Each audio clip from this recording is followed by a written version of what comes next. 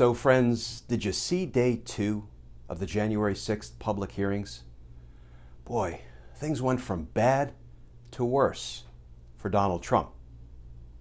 Let's talk about that, because justice matters.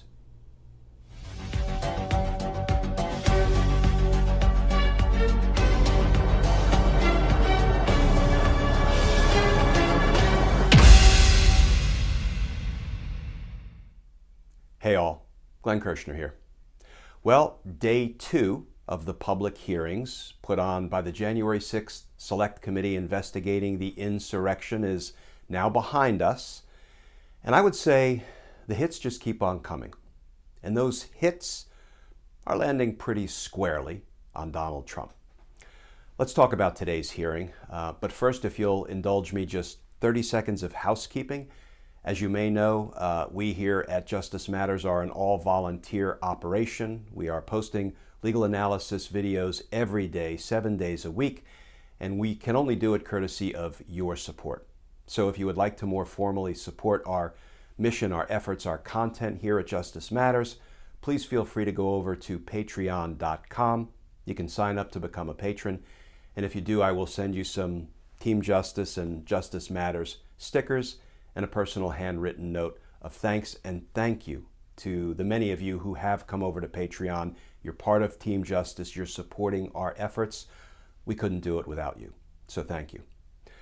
Now let's dig in to day 2 of the public hearings, because there were some really interesting and enlightening developments. There were also some really smart tactical choices, I thought, by the J6 committee in the witnesses they decided to call and in the way they decided to present the evidence. And then we're going to finish up with the evidence that they presented on motive. We're going to talk more about motive toward the end of this video.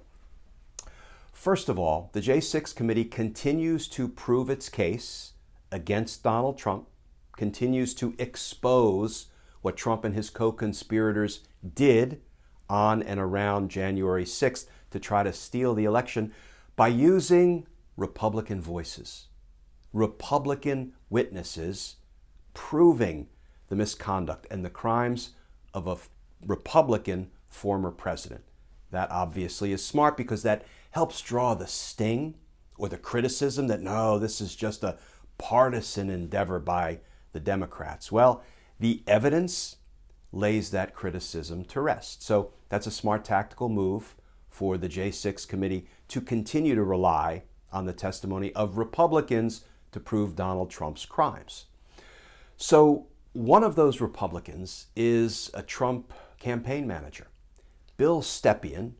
You may have heard he was supposed to testify live, but reportedly his wife went into labor shortly before the hearing, so they had to actually use video clips of his prior testimony to the J6 committee. But I thought it was just as effective, or almost as effective, as if Mr. Stepien had appeared live. So Bill Stepien, longtime political Republican campaign operative, was Donald Trump's campaign manager at the time of the election.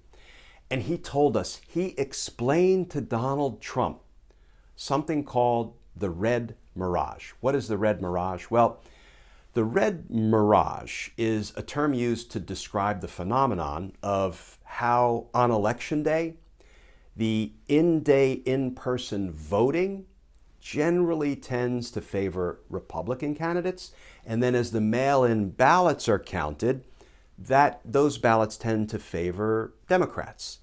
So the early returns before all the votes are counted can be somewhat misleading, because it will make it seem like maybe the Republican candidate is doing well, is way ahead, may win big. But all of these folks know, and they told Donald Trump, that is a mirage, a red mirage. You have to wait until all the votes are counted, because, you know, democracy, the will of the American people. That's kind of how we pick our elected leaders, right? So they told him about it. And so what happened on Election Day? Some of those early returns, when the in-person votes were being counted, seemed to favor Donald Trump. But then the mail-in ballots were being counted, and all of a sudden, Joe Biden's numbers are going up. And friends, we heard testimony from Bill Stepien that there were a whole bunch of adults in the room as those numbers seemed to be shifting and trending toward Joe Biden on election night. And Bill Stepien said, well, Mr. President, you can't declare victory because the votes haven't been counted. I mean, not only has the election not been called, there are millions and millions of mail-in ballots that need to be counted, and that can go well into the night and into the day after the election and the next day, so you cannot declare victory. All of the adults in the room told Donald Trump that. But then there was one person in the room who I don't think can be characterized as an adult. We heard about Rudy Giuliani being drunk, described as being intoxicated, described as being inebriated. Drunken Rudy was in the room. And whereas the adults like Bill Stepien and others told Donald Trump, you can't declare victory, the votes haven't been counted. That would just sort of be deeply disrespectful of the American people. But here's what Rudy Giuliani counseled Donald Trump to do. Rudy said, we have to go out and say we won. And anyone who disagrees with that is being weak, said drunken Rudy. So what did Donald Trump do? I'm sure you've seen this clip before. He steps to the cameras because he just doesn't care about the truth. He just doesn't care about the will of the American voters. He's unwilling to wait for the votes to be fully counted because now things are trending in Joe Biden's direction. And he says, we were winning this election, and frankly, we won this election. And friends, the big lie was launched like an atomic bomb into the American public square, courtesy of Donald Trump and drunken Rudy Giuliani. Donald Trump didn't care about the truth. He knew the truth. He wasn't mistaken. This wasn't something that some people refer to as willful blindness. He's a liar. He's an intentional liar. And all he cared about was retaining power by any means necessary, by hook or by crook, completely disregarding the will of the American voters. He wanted to retain power because in part he wanted to stay out of prison. And he knows we've got this horrific Department of Justice opinion, the Office of Legal Counsel OLC memo, that says we don't think it's a good idea to indict a sitting criminal president. I hope somebody revisits that, revokes that, and moves us one step away from being a banana republic. Donald Trump knew to stay out of prison, he had to stay in office. And he also knew if he offered the big lie to his supporters, then he could continue to grift from his supporters. We're going to talk more about that at the end of this video because Representative Lofgren talked about how this was not only the big lie, but it was also the big ripoff motive. But Donald Trump didn't care. He took that big old bomb, threw it into the public square, and the big lie was expressly born. Donald Trump had softened the ground months earlier by telling his supporters, well, if I lose, the election will be rigged. Why? Because he knew what the red mirage was about. He knew the in-person votes would make it seem like he was doing better than he ultimately would. When all of the votes were counted, including the mail-in ballots, I think he was preparing to launch this big lie bomb from day one, when he started telling them months ago, if I lose, it'll be rigged. And then when the time was right, during the red mirage period, he launched that bomb into the public square. The big lie, the big grift, the big ripoff. But it didn't stop there. In today's public hearing, We also heard from Bill Barr yet again. Oh, he who keeps saying, I told Donald Trump his claims of election fraud were bull S. We heard more from Bill Barr, courtesy of videotape testimony. He said things like, the president was talking about this massive voter fraud in Detroit, and I laid it out for him, and I said, we've looked into it. Here is why there was no voter fraud in Detroit. But what did Donald Trump do? After Bill Barr told him there was no voter fraud in Detroit, he walked to the cameras, he took to Twitter, and he started throwing bombs into the public square about massive voter fraud in Detroit. He lied. This wasn't willful blindness, misunderstanding. This wasn't insanity. This wasn't him being out of touch with reality. It's the lie. He will never give up the grift. It's who he is. So then we heard from a former U.S. attorney in Georgia, B.J. Pak, who had the unenviable task of looking into Donald Trump's idiotic claim that people in Georgia are moving around big secret suitcases full of fraudulent ballots. And U.S. Attorney Pak said, I looked into that. My attorneys, the FBI, looked into it. And yeah, you see videotapes of big locked containers being moved around. Donald Trump called them suitcases. Those are the authorized storage containers in which lawfully cast ballots were locked, being moved from place to place as is necessary as part of the vote counting process. And Donald Trump was told that. And so he stepped to the cameras and he took to Twitter and he talked about massive voter fraud in Georgia with big locked suitcases full of fraudulent ballots. He wasn't mistaken. He wasn't detached from reality. This wasn't willful blindness. This was an intentional lie. He'll never give up the grift. So we heard instance after instance after instance during public hearing number 2 of Donald Trump's criminal conduct and criminal intent, intentionally telling lies after he had been told the truth. And this one was especially upsetting for this old veteran of the Department of Justice, my professional home for decades.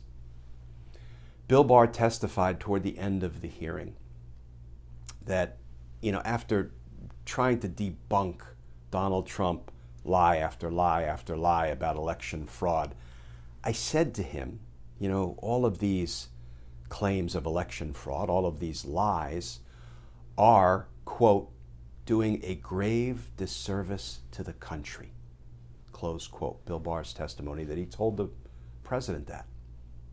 And Donald Trump didn't care. He stepped to the cameras and he said, well, Bill Barr said there was no fraud undermining the election results. Maybe the FBI and DOJ are in on it. Friends, talk about something that is so deeply damaging to the institutions of government, so deeply damaging of our law enforcement agencies and our prosecutorial agencies. I mean, with that one claim suggesting that not only was there massive voter fraud, but that the FBI and the DOJ are part of that fraudulent scheme to deny Donald Trump his rightful win. That is obscene and unforgivable for a U.S. president to sow that kind of distrust in our institutions. And our institutions ain't perfect. Take it from me. I was inside them for 30 years.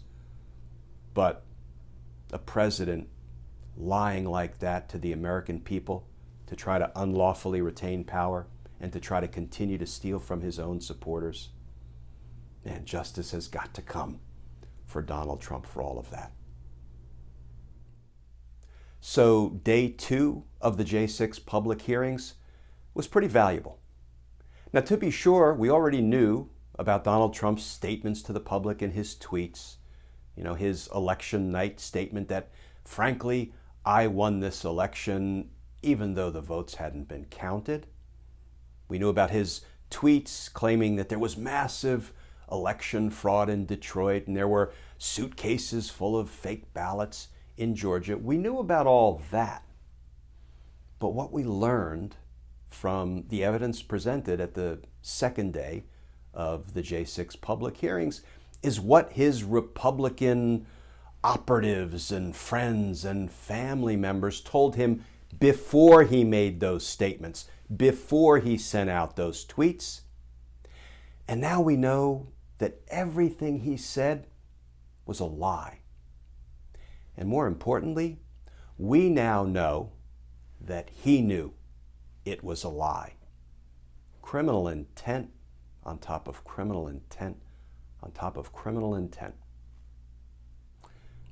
So let me end on the topic of motive. Ordinarily, prosecutors don't have to prove motive. We don't have to prove why somebody committed a crime. We just have to prove that he or she did. We have to prove all of the elements of the crime. We have to prove a criminal act and criminal intent. But we don't have to prove why. We don't have to prove motive, with some exceptions, like in the hate crimes arena. But motive is often hugely important in a criminal case, because if you can explain to the jury why somebody wanted to commit a crime, why they were motivated to commit a crime, well, that kind of adds to the nature of the incriminating evidence, and the jury may be more likely to believe that the evidence proves the defendant did commit a crime if you can give them some evidence of motive. And Representative Lofgren gave us some added evidence of motive. Why Donald Trump was so determined to continue to tell the big lie. Why he was so determined to try to cling to the notion that maybe he could somehow reverse the election's results. I always thought all along it was because of his naked zeal for power and money. He just wanted to hang on to the office of the presidency. I also thought it was because he wanted to stay out of prison, because he knows that we've got this horrific policy at the Department of Justice that a sitting criminal president can't be prosecuted, which is absurd. But we heard more from Representative Lofgren and from some of the witnesses that Donald Trump also wanted to continue to grift off his base, his supporters, by telling them, send me money because your vote was stolen. The election was stolen. The big lie. And if you send me money, we can use it to engage in court battles. And I can try to win back the presidency, expose the big lie. And boy, did that money keep flowing in. I think we heard upwards of $250 million were generated as a result of Trump's false claim about the big lie, about the election being stolen. And we also heard a little bit about how that money didn't seem to be spent on legal challenges. I have a feeling we're going to hear more about that. But boy, there was a great big ball of motive that Donald Trump had to continue to push the big lie. Maybe he could retain the presidency, maybe he could stay out of prison, but he could sure keep grifting, stealing from his base, giving them false hope that if they just keep sending him their hard-earned dollars, maybe he could overturn the election's results. So friends, I will tell you that I'm not ordinarily a binge watcher, but I am already looking forward to day 3 of the January 6th public hearings, because justice matters. Friends, as always, please stay safe, please stay tuned, and I look forward to talking with you all again tomorrow.